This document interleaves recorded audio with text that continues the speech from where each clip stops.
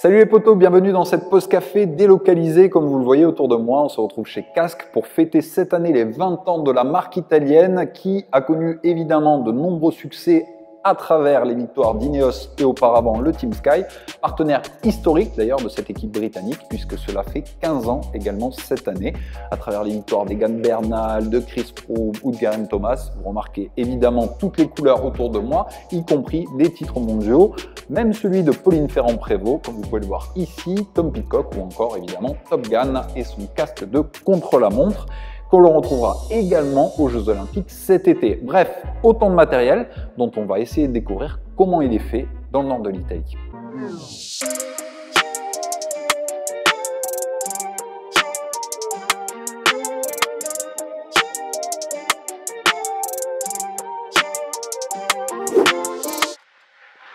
Aujourd'hui, on se retrouve donc dans la région de Bergame chez Casques. On va commencer par un premier site de production. On va en visiter 3 dans la journée et je vais être accompagné par Federico qui est Project Manager dans la recherche et le développement qui va tout m'expliquer et ensuite je vais essayer de traduire et de simplifier.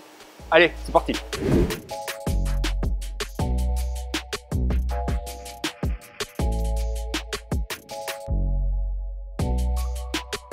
Avant de passer à la phase de production, un petit tour dans la matière grise de Casques. C'est ici notamment que travaillent les designers, mais aussi les ingénieurs, parce qu'il faut mettre en regard un beau design avec des contraintes techniques. On attend d'un casque avant tout qu'il soit efficace et sécuritaire. C'est ici notamment qu'ont été imaginés les nouveaux modèles de casques, dont l'Elemento utilisé par Ineos, qui révolutionne légèrement la façon de concevoir un casque.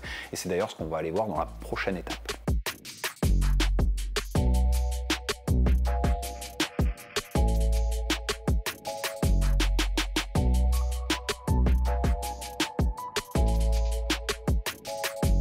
Si je vous dis que pour en arriver là, il faut partir de ça, vous allez avoir du mal à me croire, et pourtant c'est bien vrai, du moins pour la partie extérieure du casque. On va venir thermoformer cette feuille de polycarbonate, en fait, pour avoir la partie externe, la calotte qu'on peut appeler du casque, qui en réalité est composée de 2 éléments qui vont venir se refermer l'un sur l'autre par-dessus la coque du casque, ce qu'on verra évidemment par la suite. Voici les 2 éléments en question, et pour arriver à cela, eh bien, avant toute chose, il va falloir d'abord choisir la couleur. C'est ce qu'on va aller voir.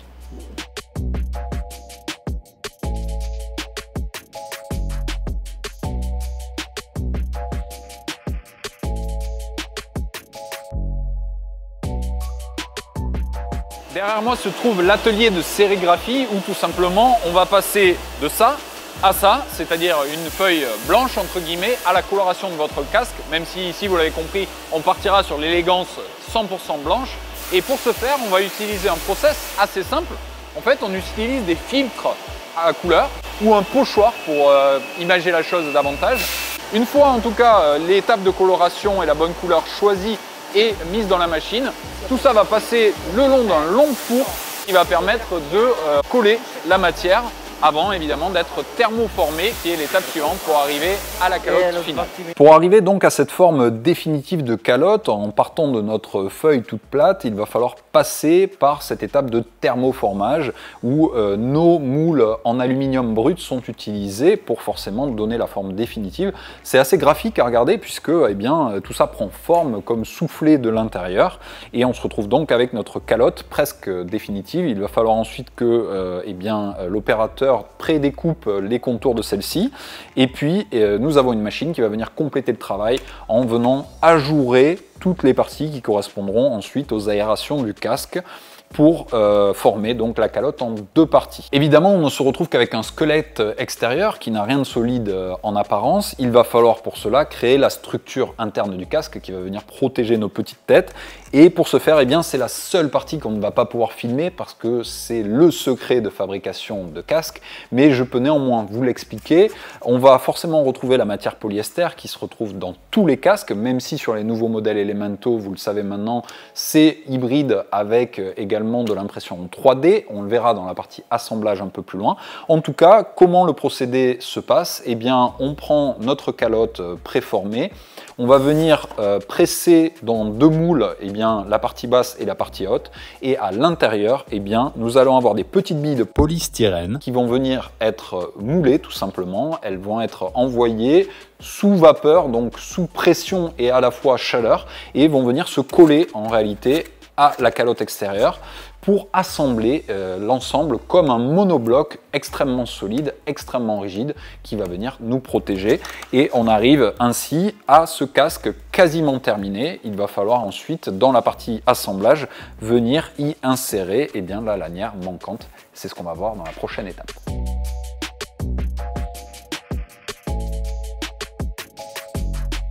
Bienvenue ici sur la ligne d'assemblage. Donc on peut voir derrière moi, on va commencer par retirer tous les plastiques de protection de la coque extérieure du casque et ensuite on va venir faire les finitions, à commencer par coller tout ce qui est étiquette et sticker externe au casque avec par exemple la bande de réflexion arrière et le logo à l'avant.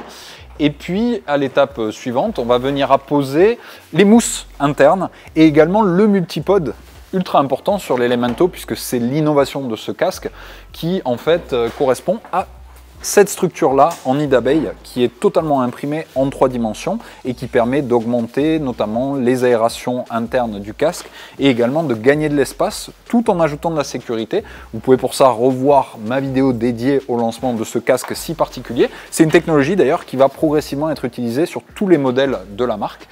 On continue avec le prochain stand où d'ailleurs j'étais assez curieux de découvrir comment on insère les lanières qui viennent finalement créer toute la sécurité et l'ensemble du casque.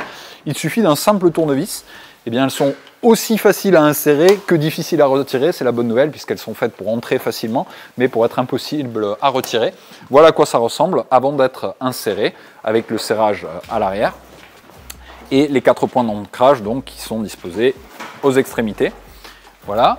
Évidemment, il y a un contrôle sécurité pour être sûr qu'il soit correctement inséré avant de passer à la dernière étape qui est tout simplement celle du contrôle visuel global. Un petit coup de nettoyage pour être sûr que vous receviez un casque parfaitement propre lorsque vous le déballez. Et forcément, dernière étape, on l'emballe et il est prêt à partir. Vous aurez remarqué derrière moi, tout comme tout au long de la vidéo, nous avons suivi le parcours de ce même modèle, le casque Elemento en blanc uniquement. Et bien tout simplement parce qu'aujourd'hui c'est le seul modèle à être produit en fonction des journées. Les modèles peuvent varier et les couleurs aussi. Une fois que l'on attaque un modèle dans une couleur, et bien c'est parti pour la journée. Ensuite demain il faudra changer et varier les plaisirs.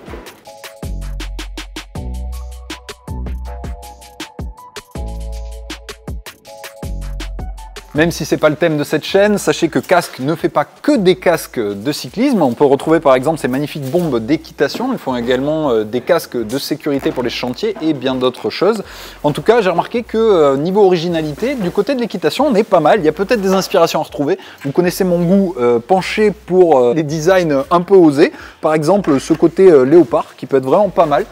À voir si on peut trouver des inspirations pour les futurs designs de vélo. Je vous laisse juger et commenter surtout.